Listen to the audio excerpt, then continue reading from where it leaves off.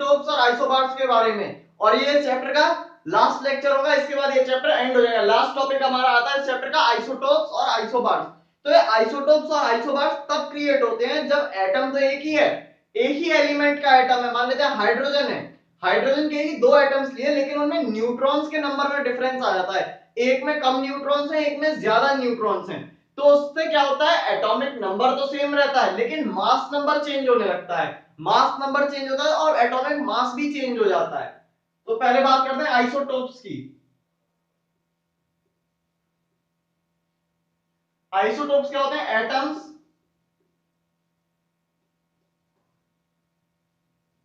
Of same element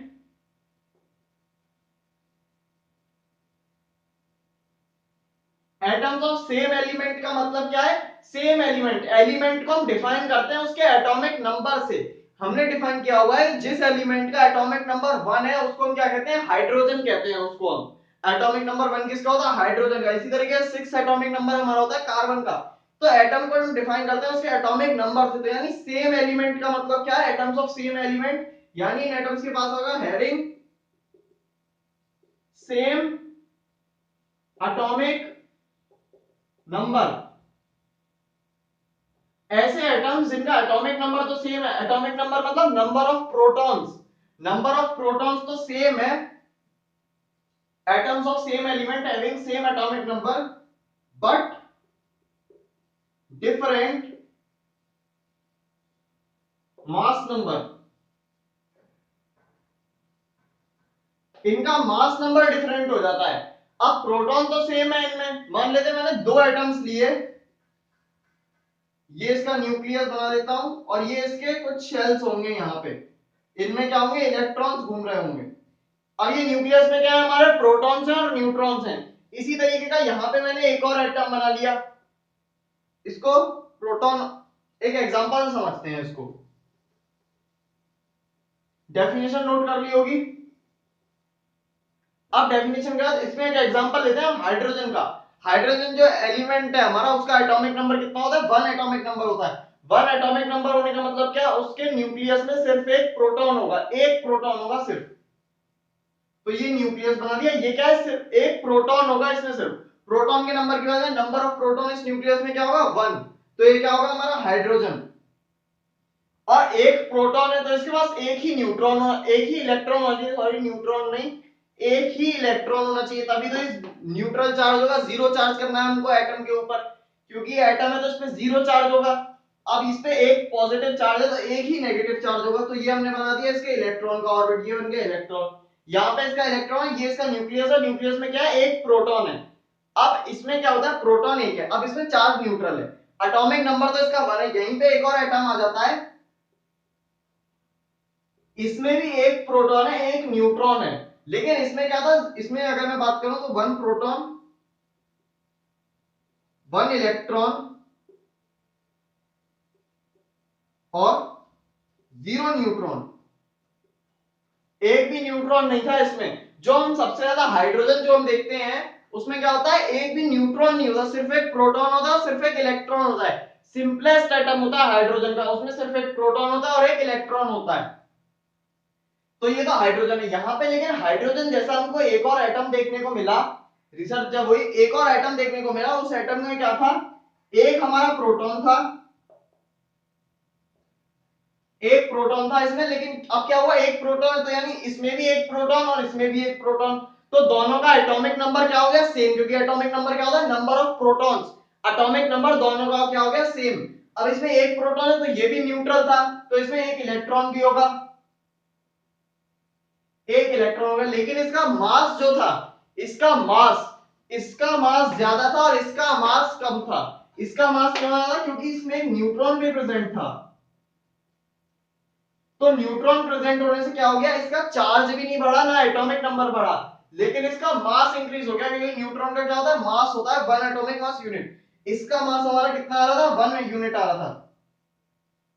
hydrogen atom के हमने मास की बात की थी, उसका मास कितना होता था, 1 एटॉमिक मास यूनिट उसका मास होता था, क्योंकि इसमें सिर्फ एक प्रोटॉन होता। लेकिन यहाँ पे ये जो एटम हमको मिला, इसका जो मास था वो था 2 एटॉमिक मास यूनिट, क्योंकि इसमें क्या है, एक प्रोटॉन का भी मास है न्यूट्रॉन का भी मास है।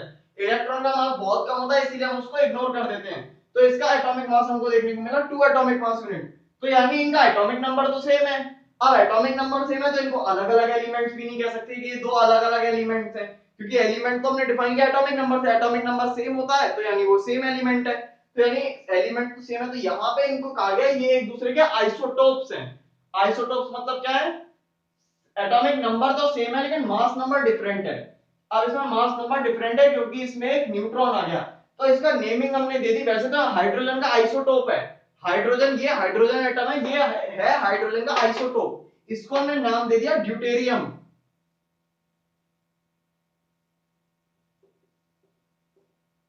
ड्यूटेरियम हमने इसको नाम दिया ड्यूटेरियम। ये क्या है, हाइड्रोजन का आइसोटोप है। इसमें क्या होता है, हाइड्रोजन एटम में, ये हाइड्रोजन एटम था हमारा, इस एटम को हम कहते हैं जिसमें सिर्फ एक प्रोटॉन होता है, इसका नाम हमने दिया है प्रोटियम। ये भी हाइड्रोजन है, ये भी हाइड्रोजन है, लेकिन ये क्या है, प्रोटियम है जो सिंपलेस्ट हाइड्रोजन है और सबसे ज्यादा हमें यही देखने को मिलती है। 70% जो हमारी हाइड्रोजन है वो यही हाइड्रोजन है। थोड़ी सी ये, और जो इसके एक और आइसोटोप है उसमें हमारे 2 न्यूट्रॉन्स हो जाते हैं, उसमें हमारे यहाँ पे 2 न्यूट्रॉन्स हो जाएंगे, बाकी ये सेम रहेगा। उसका मास हो जाता है 3 एटॉमिक मास यूनिट, उसको हम कहते हैं ट्रिटियम। तो ये हाइड्रोजन के 3 आइसोटोप्स होते हैं, प्रोटियम, ड्यूटेरियम और ट्रिटियम। प्रोटियम हमारा सबसे ज्यादा पाया जाता है, इसमें क्या होता है, एक प्रोटॉन होता है, एक न्यूट्रॉन, एक इलेक्ट्रॉन होता है, कोई भी न्यूट्रॉन नहीं होता। ड्यूटेरियम में हमारा एक इलेक्ट्रॉन, एक प्रोटॉन, एक न्यूट्रॉन होता है, और ट्रिटियम में एक प्रोटॉन, एक इलेक्ट्रॉन और 2 न्यूट्रॉन्स होते हैं। तीनों के मास कैसे हैं, इसका 1 atomic mass unit, deuterium, deuterium ये वाला था 1 न्यूट्रॉन, इसका मास हो जाता है 2 एटॉमिक मास यूनिट, और ट्रिटियम का मास हो जाता है 3 एटॉमिक मास यूनिट। ये वाला हमारा प्रोटियम है जिसमें सिर्फ एक प्रोटॉन प्रेजेंट है। तो ये तो हो गया हाइड्रोजन के आइसोटोप। तो आइसोटोप्स की डेफिनेशन, इसी तरीके से अलग अलग एलिमेंट के अलग अलग आइसोटोप्स होते हैं। ऑक्सीजन के, कार्बन के भी आइसोटोप्स होते हैं। कार्बन 12 होता है एक, तो जिसको हम डिस्कस करते आ रहे हैं। एक होता है कार्बन 14, उसमें क्या होता है, 2 न्यूट्रॉन बढ़ जाते हैं बस, बाकी प्रोटॉन और इलेक्ट्रॉन सेम रहते हैं। अगर हमने कार्बन 12 एटम में 2 न्यूट्रॉन बढ़ा दिए तो उसका मास कितना बढ़ जाएगा, 2 एटॉमिक मास यूनिट, क्योंकि दो, एक न्यूट्रॉन का मास कितना होता है, 1 एटॉमिक मास यूनिट। 2 न्यूट्रॉन का हो गया 2 एटॉमिक मास यूनिट, तो 2 एटॉमिक मास यूनिट उसका मास बढ़ जाएगा जब हम उसमें 2 इलेक्ट्रॉन ऐड करेंगे, तो बस मास चेंज हो जाता है, बाकी एटॉमिक नंबर सेम रहता है। तो कार्बन 14। अब इनकी एक प्रॉपर्टी होती है आइसोटोप्स की, उसको हम कहते हैं रेडियो एक्टिविटी। और इनकी प्रॉपर्टीज, जो आइसोटोप्स होंगे मतलब इनकी प्रॉपर्टीज लगभग सेम होंगी, केमिकल प्रॉपर्टीज, इनकी केमिकल प्रॉपर्टीज लगभग सेम होती हैं, मतलब ये सेम तरीके से रिएक्ट करते हैं, इनके केमिकल कंपाउंड्स भी लगभग सेम होते हैं। लेकिन कुछ आइसोटोप्स की एक स्पेशल प्रॉपर्टी होती है जिसको हम कहते हैं रेडियो एक्टिविटी। रेडियो एक्टिव होते हैं, रेडिएशन उनमें से रिलीज होते हैं।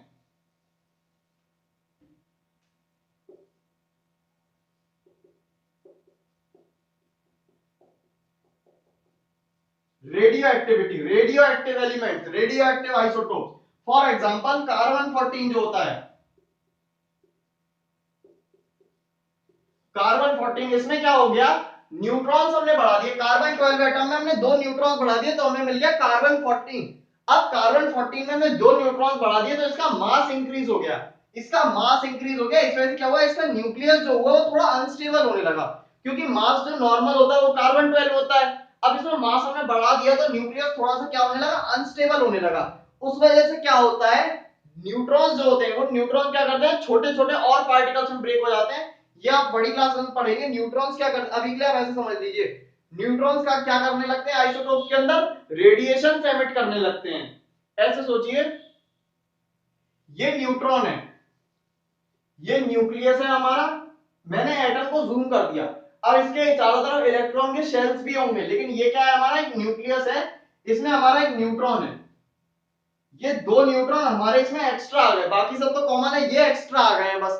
अब इनका मास क्या कर रहा है, अनस्टेबिलिटी क्रिएट कर रहा है, इनके मास की वजह से अनस्टेबल हो गया। तो अब क्या करेगा, ये न्यूट्रॉन क्या करते हैं, ये रेडिएशन एमिट करने लगते हैं, कुछ रेडिएशन इनमें से बाहर निकल जाते हैं। रेडिएशन क्या होते हैं, रेडिएशन होते हैं हमारे अल्फा पार्टिकल या फिर गामा रेज, इस सिंबल को कहते हैं गामा, इस सिंबल को कहते हैं हम अल्फा, ये मैं पहले भी बता चुका हूं अल्फा के बारे में, ये सिंबल होता है, इसको हम कहते हैं gamma, gamma rays, alpha particle, इस तरीके के रेडिएशंस निकलने लगते हैं इसमें से। और ये रेडिएशंस कभी कभी हार्मफुल भी होते हैं। अब ये रेडिएशन निकल रहे हैं तो इन रेडिएशंस का भी कुछ मास होगा, अल्फा पार्टिकल का मास होता है, रेडिएशन का भी कुछ मास होगा। तो ये रेडिएशन क्या हो गए, कार्बन 14 में से नहीं निकलते अल्फा पार्टिकल, लेकिन कुछ और हैवी एलिमेंट्स होते हैं जैसे कि रेडियम, पोलोनियम, इस टाइप के एलिमेंट के जो आइसोटोप्स होते हैं वो बहुत ज्यादा हैवी होते हैं, तो उनमें से अल्फा पार्टिकल भी निकलते हैं। अब इनका कुछ मास है रेडिएशन का, तो यानी ये क्या हो रहा है, इसमें से धीमे धीमे मास जो है वो बाहर निकलता जा रहा है। तो मास बाहर निकलता जाएगा, मास कम होता जाएगा, ये अपने आप स्टेबल होता चला जाएगा। तो इस तरीके से आइसोटोप्स में से रेडिएशन निकलते हैं। बाकी इनके पीछे की रेडिएशन की और स्टोरी जो है वो आप बड़ी क्लास में पढ़ेंगे कि किस तरीके से डीके प्रोसेसेस होती हैं, वो सब फर्दर क्लासेस में आएगा अगर आप साइंस पढ़ते हैं तो, अगर आप साइंस लेते हैं तो अभी ये क्या है, आइसोटोप्स जो होते हैं कुछ एलिमेंट्स को रेडियो एक्टिव होते हैं, और इन रेडियो एक्टिव आइसोटोप्स का यूज भी होता है कैंसर को ट्रीट करने के लिए, इनका यूज होता है। कैंसर का जो ट्रीटमेंट होता है उसमें क्या होता है, रेडिएशंस का यूज करते हैं। और जो सेल्स होती हैं कैंसर में, क्या होता है, कुछ सेल्स होती हैं बॉडी की हमारी जो बढ़ने लगती हैं, उनकी ग्रोथ तेज हो जाती है, कुछ सेल्स की ग्रोथ जल्दी ज्यादा हो जाती है जिस वजह से प्रॉब्लम क्रिएट होती है। तो उससे क्या होता है, इन रेडिएशंस में क्या होता है, एनर्जी होती है, इन रेडिएशंस के पास एनर्जी होती है, उस एनर्जी से हम उन सेल्स को जला देते हैं। जो सेल बढ़ रही थी और प्रॉब्लम क्रिएट कर रही थी, हमने उस सेल को जला दिया। तो कैंसर का इस तरीके से ट्रीटमेंट किया जाता है रेडिएशंस का यूज करके। और कई सारी रिसर्चेस होती हैं, प्रोसेस होती हैं, एनर्जी क्रिएट करने के लिए यूज किया जाता है। रेडियो एक्टिव पावर प्लांट जो होते हैं उनमें यूज किया जाता है रेडियो एक्टिव एलिमेंट्स का, न्यूक्लियर प्रोसेसेस में यूज किया जाता है, और क्या कहते हैं माइनिंग में यूज किया जा सकता है। और कोई हमें क्या कहते हैं स्पेसिमेन मिला, कोई आर्कियोलॉजिस्ट को स्पेसिमेन मिल जाते हैं, तो उस स्पेसिमेन की एज निकालने के लिए कि ये कितने साल पुराना है, आर्कियोलॉजिस्ट यूज करते हैं कार्बन 14, एक प्रोसेस होती है कार्बन डेटिंग, उससे हम क्या करते हैं किसी भी चीज की एज निकाल सकते हैं कि वो कितने साल पुरानी है। मान लेते हैं आर्कियोलॉजिस्ट को कोई पेड़ का टुकड़ा मिला, कोई ट्री है उसका पीस मिला, अब उन्हें पता लगाना है इसकी एज कितनी है, तो वो कार्बन 14 आइसोटोप्स का सहारा लेंगे और इसकी मदद से कार्बन डेटिंग करके क्या करेंगे, उसकी एज निकाल लेंगे। कौन सी प्रोसेस होती है वो, कार्बन डेटिंग। डेट निकाल लेते हैं उसकी कि कितने साल पुराना है, उसकी डेट पता कर लेते हैं कि कितने साल पुराना है। कार्बन उसमें किसका यूज होता है, कार्बन 14 आइसोटोप्स का कार्बन डेटिंग में। तो ये कुछ इंपॉर्टेंट पॉइंट्स है रेडियो एक्टिविटी के। अब जानते हैं आइसोबार्स के बारे में।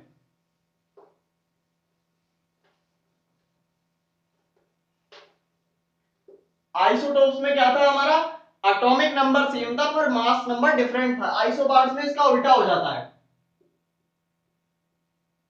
Isobars atoms of different element, different elements, different element का मतलब different mass number, different mass number नहीं एटॉमिक नंबर। एटॉमिक नंबर से हमने एलिमेंट को डिफाइन किया था, atoms having atoms of different element, यानी डिफरेंट एटॉमिक मास होगा, उनका एटॉमिक मास अलग अलग होगा। तो एटम्स क्या होंगे, अलग अलग एलिमेंट्स के होंगे बट सेम मास नंबर। अब सोचिए दो अलग अलग एलिमेंट्स हैं, दो अलग अलग एलिमेंट्स हैं लेकिन उनका मास नंबर तब भी सेम आ रहा है, तो इनको हम क्या कहेंगे, आइसोबार्स कहेंगे। फॉर एग्जांपल, ये तो इसकी डेफिनेशन हो गई नोट करने के लिए। अब इसका एग्जांपल लेते हैं, तो इसका एग्जांपल है एक हमारा होता है आर्गन 40, आर्गन 40 आइसोटोप्स। आर्गन 40 एक आइसोटोप्स होता है आर्गन का। तो आर्गन जो एलिमेंट है हमारा, मैंने जब एटॉमिक नंबर पढ़ाया था तब मैंने बताया था आर्गन का जो एटॉमिक नंबर होता है वो होता है 18। आर्गन का होता है एटॉमिक नंबर 18, तो इसका एटॉमिक नंबर तो 18 है लेकिन इसका मास नंबर जो है, मास नंबर है इसका 40। अब यहाँ पे एक और, अब हमारा यहाँ पे हम बात करें कैल्शियम की। कैल्शियम का हमारा मास नंबर 14 होता है, एटॉमिक नंबर 20 होता है। कैल्शियम का एटॉमिक नंबर होता है हमारा 20। अब आप देखें तो आर्गन का एटॉमिक नंबर 18 है, इसका 20 है, तो यानी एटॉमिक नंबर डिफरेंट हो गए, दो अलग अलग एलिमेंट्स हैं। ये आर्गन है, ये कैल्शियम है, ये हमारा एक मेटल है और ये हमारी गैस है, एक अलग अलग एलिमेंट्स हैं लेकिन इनका मास नंबर जो है वो दोनों का 40 है, इसका भी 40 है, इसका भी 40 है। अब ऐसा क्यों हुआ, क्योंकि कैल्शियम में अगर हम देखें तो 20 एटॉमिक नंबर है, तो यानी नंबर ऑफ प्रोटॉन कितने होगा 20, और चार्ज को जीरो करने के लिए 20 हमारे पास इलेक्ट्रॉन्स हो गए, यहाँ पे अगर हम देखें तो 18 है एटॉमिक नंबर, तो 18 हमारे पास प्रोटॉन्स हो गए और 18 ही हमारे पास इलेक्ट्रॉन हो गए। 18 प्रोटॉन होगा 18 इलेक्ट्रॉन, लेकिन कैल्शियम के इसमें क्या होता है 20 न्यूट्रॉन्स होते हैं हमारे, न्यूट्रॉन्स 20 होते हैं, यहाँ पे क्या होता है 22 न्यूट्रॉन्स होते हैं। यहाँ पे 20 इलेक्ट्रॉन 20 न्यूट्रॉन्स है, यहाँ पे 20 न्यूट्रॉन्स, यहाँ पे 22 न्यूट्रॉन्स हैं। तो अब इससे क्या हुआ, अब मास नंबर अगर हम निकालेंगे तो मास नंबर क्या होता है number of proton plus number of neutrons. तो नंबर ऑफ प्रोटॉन और नंबर ऑफ न्यूट्रॉन को अगर हम ऐड करें तो 18 प्लस 22 हमारा यहाँ पे आता है 40। यहाँ पे अगर 20 और 20 को ऐड करें तो यहाँ पे भी 40। तो यानी इनका मास नंबर तो सेम है, लेकिन दो अलग अलग एलिमेंट्स हैं, दोनों का क्या है एटॉमिक नंबर अलग अलग है, मास नंबर सेम है। क्यों हुआ, क्योंकि न्यूक्लियस में चेंज आया, नंबर ऑफ न्यूट्रॉन्स, न्यूक्लियस में चेंज आया, नंबर ऑफ न्यूट्रॉन्स का, नंबर ऑफ न्यूट्रॉन्स दोनों के न्यूक्लियस में चेंज हो गए। तो इस चैप्टर को यहीं पे एंड करते हैं। आइसोबार्स को भी हमने देख लिया, आइसोटोप्स को भी हमने देख लिया। तो यहाँ पे इस चैप्टर के बाद हमारी केमिस्ट्री खत्म हो जाती है क्लास 9 की। क्लास 9 की केमिस्ट्री हमारी एंड होती है। अगर आपको कोई डाउट है इस केमिस्ट्री में, पूरी सीरीज में, पूरी केमिस्ट्री क्लास 9 पे किसी भी चैप्टर पे किसी भी पॉइंट में, तो आप कमेंट करके बता दीजिए इस वीडियो में, उस पे हम एक सेपरेट वीडियो कर देंगे डाउट्स का। तो इस वीडियो को अब यहीं पे एंड करते हैं, अगले वीडियो से हम स्टार्ट करने वाले हैं फिजिक्स हमारी 9th क्लास की को।